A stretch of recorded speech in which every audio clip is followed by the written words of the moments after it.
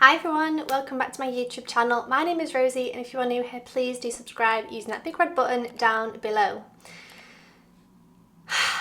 So today is big news. Can't believe I'm going to say it. Okay, but my husband and I have decided to do embryo freezing. And in this video, I want to talk to you about what the difference is between egg freezing and embryo freezing, why we're choosing to do it, my experience, who we're going with, where we're doing it, all that kind of good stuff, just as a kind of introduction, because I have felt like I've wanted to start vlogging my experience already, even though I haven't technically started. But I kind of want to get this video out of the way first so that I can say what I want to say and then start vlogging kind of knowing what I've already said, if that makes any sense at all. This is like I feel like I'm going to get emotional already, but this is like a big deal. So I'm going to be doing a whole video talking about my fertility journey, which I think might go up before this one. I haven't filmed it yet. But basically, essentially, long story short, I've had 3 miscarriages and a late-term abortion. And this all started in 2016, it's now 2022, so it's been 6 years of trying to get pregnant. I've lost 4 pregnancies, and our views on whether we want to be whether we want to be parents or not has changed a lot over the past 6 years. And I think a lot of that is due to heartbreak and the stress of losing 4 pregnancies. Like, it's really not easy. But we've decided that we don't want children right now, but I'm currently 34, and if I ever want children, it would be better to use 34-year-old eggs and embryos rather than 36, 38, 40-year-old eggs and embryos. I don't know if I'm ever going to want kids. At this point, when I was younger, I said all I want to do when I'm older is to be a parent, is to be a mum, have lots of kids, have that kind of, you know, the perfect house, the perfect husband, 2.5 kids, go on holidays, have that kind of normal life. And my life has not panned out that way. It's it's way better in so many different ways, but I haven't had children yet. And I kind of think that for me, I don't know if I ever will want children, because like I said, my mindset has changed, my priorities have changed, my thoughts on it all has just completely changed. But I can't say that in 2 years or 4 years or 6 years time that I won't want children, and I don't want it to be too late or to have that option taken away from me. So we're going to do embryo freezing. And I want to document my journey because I think it's going to be huge. I think it's going to be emotional. I think it's going to be informative.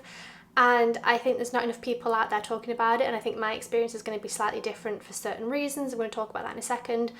So I'm hoping just to spread some light on this and hope it'll help people understand it or prepare for it if they're going to go through it as well, or whatever it will be. I just feel the need to share it with you. So if we talk about egg freezing versus embryo freezing, so I'm not a doctor. We should preface this by saying I'm not a doctor. So anything I say is just kind of from research or from memory, and I have an awful memory, so I might be wrong on certain things, but I'm going to do my best to explain my knowledge of what I know. So embryo freezing and egg freezing are very similar in that you take medication for about 3 weeks. You inject yourself with medication. You then get put under, they take your eggs out, and then with egg freezing, they will just go straight in the freezer and freeze them. With embryo freezing, they will fertilise them, grow them to about 5 days, and then freeze them. Now, there's different statistics online. You can go ahead and research it if you want, because that might change if you're watching this in 2 years' time. But from what I understand, it's better to freeze embryos because they have more, like a better survival rate than eggs. I think because there's less liquid and there's more actual cells and matter, they seem to freeze better, but also I think defrost better as well. They survive the thawing process a bit better. So we're going to go ahead and do embryo freezing, because if I'm not having kids with Jeremy, I'm not having kids with anyone. Like, I don't see myself separating from Jeremy to have kids with somebody else. I don't think I need to freeze eggs. That's my personal choice. Oh, can you tell I'm stressed about this? I'm like, why I'm doing it, I've kind of got a list here, sorry, that I'm looking at, just so I stay on track and talk about everything I want to talk about. So The reasons I'm doing it, like I said, is for my future self, so that if 36-year-old Rosie or 38-year-old Rosie or 40-year-old Rosie or even 42-year-old Rosie decides I want kids now, at least I will have healthy embryos that are frozen, that we can, hopefully, that I can defrost and pop in and hopefully get pregnant. And I think it would be better to use, like I said, the 34-year-old eggs and embryos rather than trying to do IVF, for example, in 4 or 5 years' time and using, older eggs and sperm and things. So that's kind of my thought process, is that it's kind of to safeguard the future. And I've also had a lot of, I thought about egg freezing or embryo freezing years ago when I was 25. And I thought, no, I'm getting married soon. We're going to have babies soon. We're going to do it. There's no point doing that. And then obviously I've had these 4 pregnancy losses and this heartbreak, and I just haven't felt mentally ready, honestly. It just felt like too much. And this year I finally thought, do you know what? If I'm going to do it, I need to do it now, because I'm getting older. If I wait another year till 35, my egg health is going to drop even more. If I wait 2 years to 36, it'll drop even more. It's just going to get worse and worse and worse for me, because I'm at that age now where every kind of month or year that passes, my egg quality gets less and less. And I've always wanted kids, so it's something that I think might come back, just not right now. So yeah, so to kind of safe proof for the future, if that makes sense. The next thing is to take a weight off. So like I said, I've always wanted kids. I've tried 4 times, and I feel this immense pressure that if I ever want kids, it needs to be now, because I'm 34. And already 34 for a lot of people is old for having kids in terms of biologically, scientifically, whatever. So I've always kind of felt this pressure of if I want kids, I need to do it now. If I want kids, I need to do it now. And I've felt that for years. And I kind of think that if I can get some embryos, freeze them, store them away, at least I'll have something.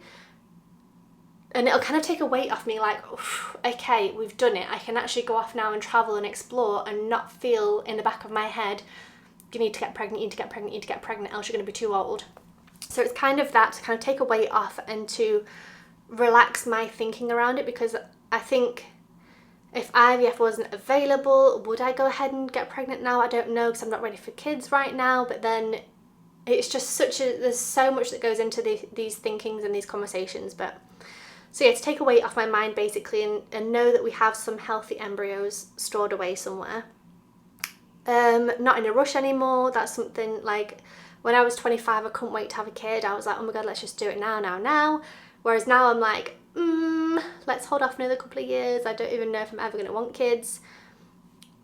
I don't know. And yeah, the last thing is to live life without regrets. And I mean that in terms of kind of going travelling and not... my dad has always wanted to go to India. He's never been. He had kids instead and a family and all that good stuff. He's now too ill to go. So he's always wanted to go to India. He's never going to go. And I think things like that kind of play on my mind a bit, where you speak to old people, and not that my dad's old, but you speak to older people and they always say, oh, I wish I'd done that when I was younger. I wish I'd gone to this place or done this thing. And I kind of think, having kids might be one of those things if I don't do it. I think at 50 I might think, oh shit, I wish I'd had kids. So it's one of them where if I can create embryos and save them for a future date where I potentially might want to use them, then that's great. And then the last thing is EVC. So with my abortion that I had to have, I was 26 weeks pregnant, so 6.5 months pregnant. We found out that the baby had Ellis-Van-Creveld. If you want to Google it, you can go ahead and do that. And if we were to get pregnant again anyway, if we were to get pregnant now, for example, I think we would do IVF and do some genetic testing so that the embryo that, the baby that I have doesn't have EVC, so I don't have to have an abortion again. And if I'm going to have to do that anyway, it kind of makes sense to go ahead and do it now with young eggs and embryos rather than, like I said, when I'm 36, 38, whatever. Where I'm doing it, I'm going to be doing it in Surrey. I'm going to be staying at my little brother's house in his spare room that is his office, so sleeping on a block mattress, staying with my brother, but it's absolutely fantastic that he's even letting us stay because it's going to be quite a while. I think we're going to be there about 2 weeks before I start taking the medication, there for about 3 or 4 weeks, and then maybe a week after that to recover. So it's going to be quite a long stint at my brother's house. I'm really grateful that he's letting us stay there. But yeah, going to be doing it in Surrey. How it started, I kind of want to talk about, so like I said, I'd always considered doing egg freezing at least, or embryo freezing, and then I kind of convinced myself, oh, you don't need to do that, you'll be fine, you'll get pregnant easy, you'll have lots of babies, you don't need to. And actually I'm one of those people that's had 3 miscarriages and an abortion, and you never think it's going to happen to you. So if you're listening to this and you're not sure, really consider it, because you don't know what's going to happen in terms of your fertility. I never thought I'd be one of those people that had miscarriages. I never thought I'd have 1, let alone 3. I never thought I'd have an abortion. I never thought any of this would happen to me, yet here I am. At 34 years old, having lost 4 pregnancies. So how it started, so like I said, I've always thought about it. And I came home in January because my dad was in hospital. He was very ill. I've done vlogs talking about this earlier this year. And while I was at home, I thought, do you know what? I'm going to do some testing with the NHS and just see what's going on, because I had thought about egg freezing or embryo freezing, and I thought there's no point if I'm just going to have a miscarriage anyway. So I went to the doctors and told them about my history and kind of said, I don't want kids now, but maybe in the future, but I don't want to spend, you know, $5,000 freezing eggs for then to have a miscarriage anyway. So I kind of want to get down to the bottom of my health issues, see if there's some underlying problem that could have medication to help, or maybe I'm just never going to have kids. So I went to the doctors and I did blood tests. I also did an ultrasound of my uterus and my pelvis to make sure that all looked healthy, which it was fine. Jeremy did a sperm test and it was all okay. I then got referred to a doctor at the hospital, the gynecology department, spoke to somebody there who was a specialist in pregnancy things, I guess. She ran some other blood tests to check for the reason why I had 3 miscarriages. She said that there's certain things that people have, like illnesses, I guess, or I don't know. But that can cause people to have miscarriages. And because I'd had 3 miscarriages, she wanted to do these tests. They all came back normal. So there's no real reason why I've had 3 miscarriages. There's no kind of scientific reason. The only thing I can think of is that the other 3 also had Ellis-Van-Creveld and maybe a more severe version, and they weren't viable. I'm not sure, but there's nothing scientifically wrong with my body to cause miscarriages. So we didn't really get an answer, which was good news, but it was also kind of frustrating because I was like, well, if there was a reason, I could maybe take medication or do something differently to prevent a miscarriage, whereas because I don't know what caused it, there's nothing I can do to help prevent it again, if that makes sense. So it was nice to go and get all these tests done, but it also left me a little bit unsure about the future in terms of if I'm going to have miscarriages again. But once I knew that everything was okay and that there is nothing scientifically wrong with me, I decided to go ahead and do the embryo freezing. So I'm going to talk about the process of choosing who to go with. So we just looked online, basically did lots of research, looked at lots of different places. And because it's something that isn't done by the NHS unless you're transitioning, changing gender, or unless you are a cancer patient undergoing chemotherapy, they won't offer it on the NHS, which means it's private, which means people can charge whatever they want. So I've been quoted anywhere from £3,500 to about £10,000 to do embryo freezing. We've chosen to go with Apricity, which is an online practice, an online company. Basically they work with lots of different doctors and fertility clinics around the country, so you can go for scans here, blood tests here, do the operation here, and it's all kind of connected and it's all in one place, but without being all in one place, if that makes sense. Which I think makes sense for me because I'll be down in Surrey at my brother's house. If anything happens to happen in the north of England where my parents are, I'll still be able to continue with the treatment because I can just change the doctors and go to a different doctor for a blood test or a scan or whatever it might be. So that kind of seems good to me. The pricing was also quite competitive. I'm going to do lots of different videos talking about pricing, talking about my experience with Apricity, talking about the medications that I'm taking, talking about my daily routine, I'm going to be vlogging the whole experience. So do subscribe if you're interested to know about what this looks like in England. I've only ever found a Canadian person and maybe another Canadian or an American talking about this on YouTube. I've done a little bit of research. I don't think I've quite found anyone in the UK yet, but I might do some more research. But yeah, I just kind of wanted to talk about my experience and everything that comes with this. So once I decided on 2 or 3 clinics, I called them up and had phone consultations talking about the Ellis Van Creveld, about having to do genetic testing, about prices, about what they include, why we should go with them. Had a couple of phone consultations, and then kind of from there decided to go with Apricity. And from there you can choose which clinic you go with in terms of doing your egg extraction, do they call it? I can't think of the right word. So we're going to go with King's Fertility, I think it's called. And then because we're doing the genetic testing, we're going to have to pay extra. So Apricity is 5,900 for embryo freezing, and the genetic testing is going to be about another 5,000, something like that. So it's going to cost about 11 or 12,000 pounds, which is a good chunk of money if you're not sure you're going to ever use them or ever want to have children. But I feel like it's going to be worth it just to have that peace of mind and have the kind of the weight taken off my shoulders of like the pressure of having to do it at a certain age because I'm getting old.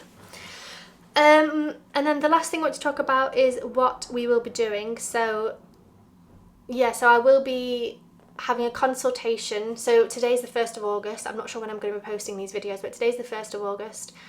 I need to book in my consultation for the next 2 weeks to have like a consultation with the doctor and talk about my medical history, about the miscarriages and the blood tests and everything else I kind of want to talk about with them. From there, I'm going to start the treatment. I think you start, this is how much I know, I think you start on the first day of your period, which is due the first sort of week of September. So that's when I'll start doing the injections. And then I think you do that for about 3 weeks, and then I'm going to go in to the clinic, get taken under, put under, whatever you call it, have the eggs taken out. They'll fertilise them with Jeremy's sperm, let them grow to 5 weeks, 5 days, sorry, oh my god, 5 weeks. Let them grow to 5 days, and then we'll do the genetic testing and then freeze the good embryos. This feels so weird to talk about this on a video that I know is going to go on YouTube, but I do really want to document this because I think it's going to be quite the journey. And I think, especially because I've kind of already taken the first couple of steps to get going with the process, I wanted to start vlogging, but I didn't want to start vlogging before I had this video done. So now that this is filmed, I'm going to start vlogging probably from today, like my emotions, blood tests, consultations, and take you on this whole journey with me. So yeah, I'm nervous because I hate first of all, I hate needles.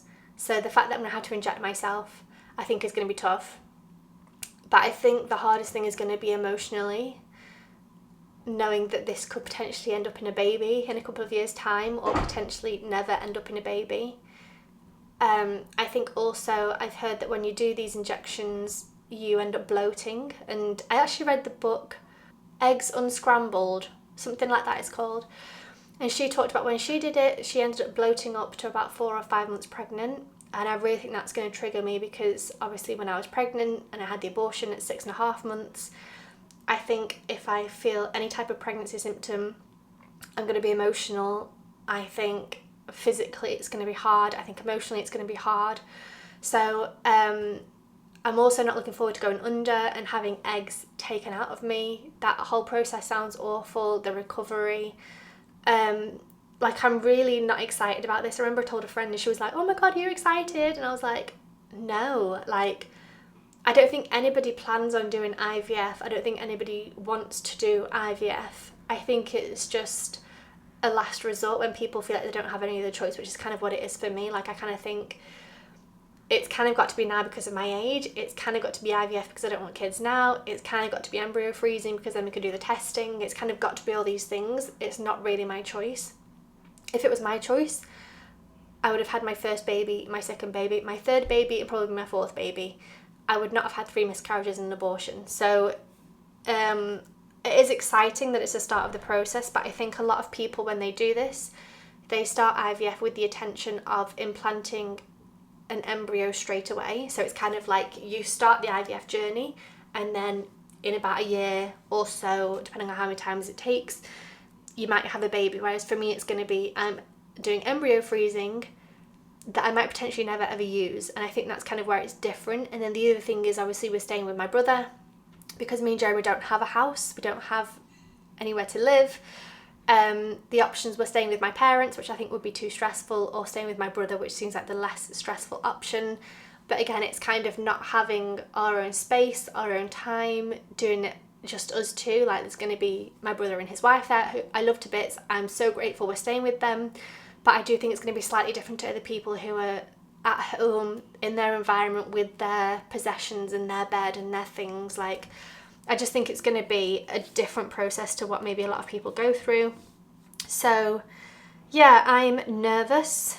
I get emotional thinking about it. So I think it's going to be quite the journey.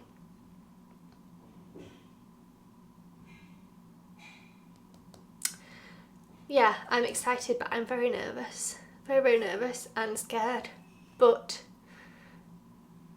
if going through, 3 weeks of injections and all this stress and anxiety and all the rest of it, if it can someday end up in a baby, and that's what I want, that's what me and Jeremy want, then that's completely going to be worth it. So it's going to be worth it, it's going to be good. I'm just nervous, and I kind of want to be as real as I can on these vlogs. I don't want to be, sugarcoating it and making it look easy, because it's a huge decision, and it's a huge thing that I'm going to be doing. And yeah, so if you are new, you can subscribe if you want to see my journey with this. I'm going to try and document as much as I can in terms of the medication, the process, the consultations, the blood tests, the scans. I'm going to try and film as much as I can, so there's as much information out there as I can, and share my experience and try and be as open and honest as I can. So yeah, that's it for this video, I think. Thank you for watching. Like I said, if you're new, you can subscribe, and I hope to see you in my next videos when all of this starts to happen. Thanks for watching. Bye.